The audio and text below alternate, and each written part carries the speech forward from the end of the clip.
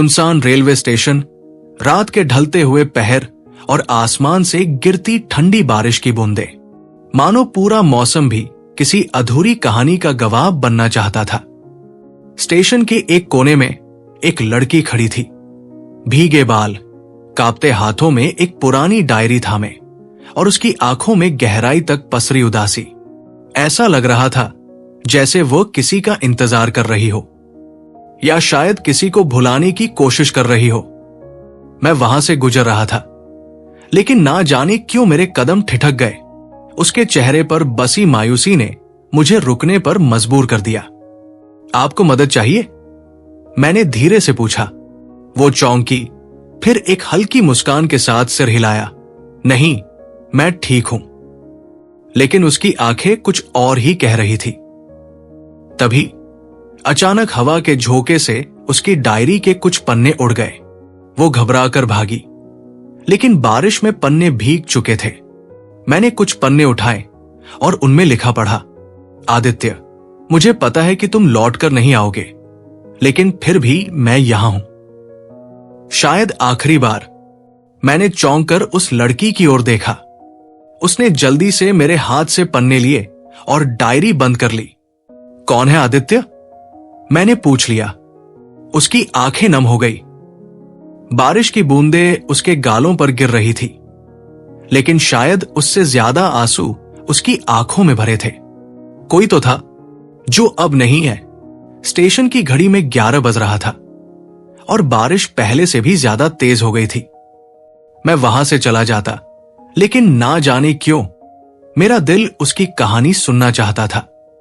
उसका नाम सिया था, दिल्ली यूनिवर्सिटी की सबसे होशियार, शांत और सुलझी हुई लड़की।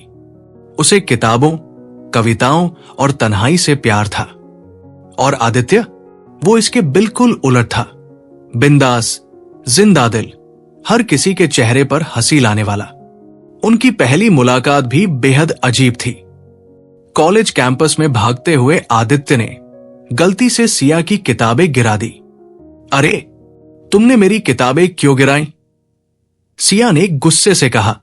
आदित्य शरारती मुस्कान के साथ बोला, गिराई नहीं, गिर गई। वैसे मैं आदित्य और तुम? सिया ने उसे घूरा और बिना कुछ कहे किताबें उठाकर आगे बढ़ गई। लेकिन किस्मत को शायद उनकी कहानी लिखनी थी, इसलिए वो बार बार टकराते रहे। कॉलेज फेस्ट के दौरान जब सिया को कविता प्रतियोगिता के लिए मदद चाहिए थी, तो वही आदित्य उसकी मदद करने आगे आया। तुम कविता समझते भी हो? आदित्य ने हंसते हुए कहा। जिंदगी को समझता हूं, और जिंदगी भी तो एक कविता ही है ना। धीरे धीरे सिया को आदित्य की बातें अच्छी लगने लगी। उसकी मासूमियत, उसकी हंसी और सबसे बढ़कर उसका ख्याल रखना। लेकिन उसने कभी खुद से यह सवाल नहीं किया कि वो भी आदित्य से प्यार करने लगी थी या नहीं। एक शाम आदित्य ने उसे झील के किनारे बुलाया। अगर मैं कहूं कि मुझे तुमसे प्यार हो गया है तो? सिया को लगा कि वो मजाक कर रहा है। उसने हल्की हंसी के साथ कहा, तो मैं कहूंगी कि ये फालतू बातें मत करो। लेकिन आदित्य की आंखों में वही गहराई थी जो पहली मुलाकात में थी। सिया, मैं मजाक नहीं कर रहा। मैं सच में तुमसे प्यार करता हूं, और मैं जानता हूं कि तुम भी कुछ तो महसूस करती हो। सिया ने कोई जवाब नहीं दिया। वो खुद से डरती थी। मुझे नहीं पता आदित्य। आदित्य ने जबरदस्ती कोई जवाब नहीं मांगा। उसने सिर्फ इतना कहा, जब तुम्हें अपने जवाब पर यकीन हो जाए तब बता देना। वो रात सिया के लिए बेचैन कर देने वाली थी। हर बार जब उसने खुद को आईने में देखा, उसे अपनी मुस्कान में आदित्य की झलक दिखी। उसे एहसास हुआ कि हां, उसे भी आदित्य से प्यार हो गया था।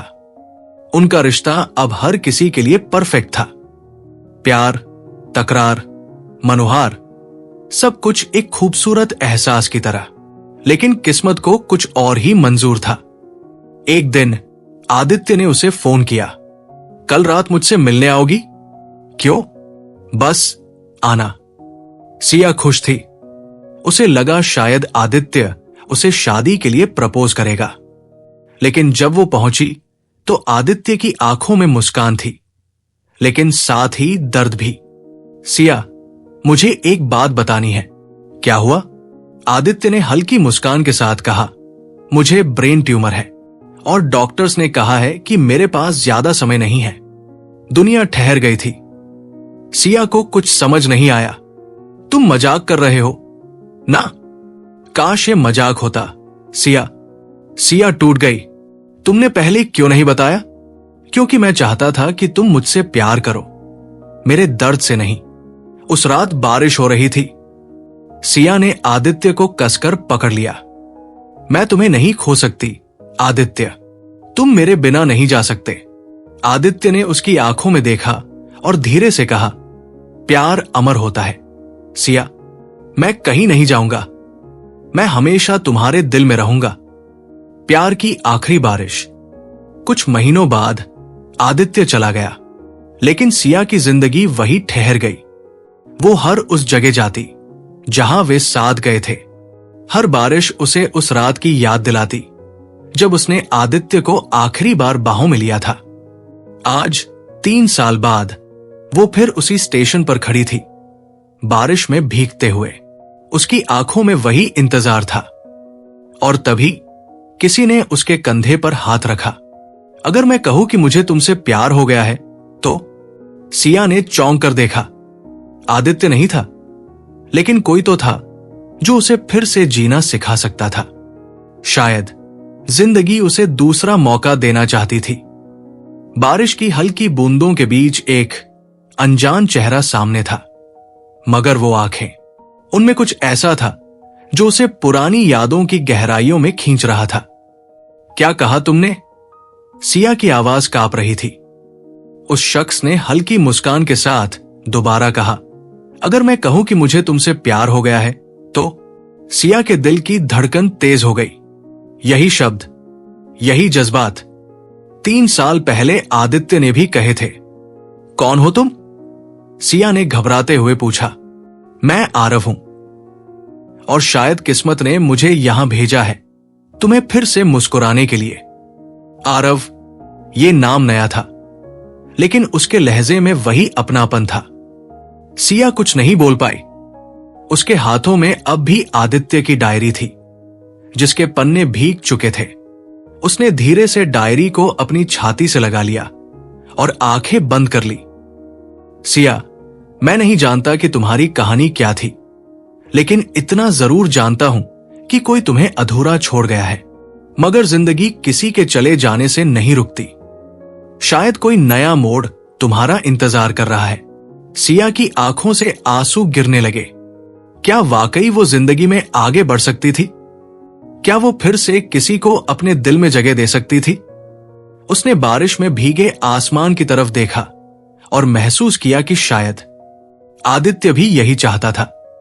धीरे से उसने डायरी के भीगे हुए पन्नों को बंद किया, एक लंबी सांस ली और पहली बार 3 साल बाद हल्की सी मुस्कान उसके चेहरे पर आ गई।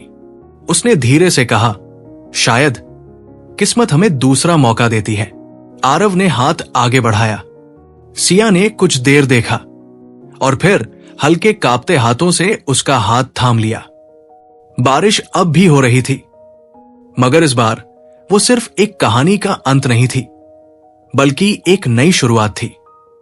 क्या सिया अपने अतीत को पीछे छोड़कर आरव के साथ एक नई जिंदगी की शुरुआत कर पाएगी? इसका जवाब मिलेगा पार्ट 2 में।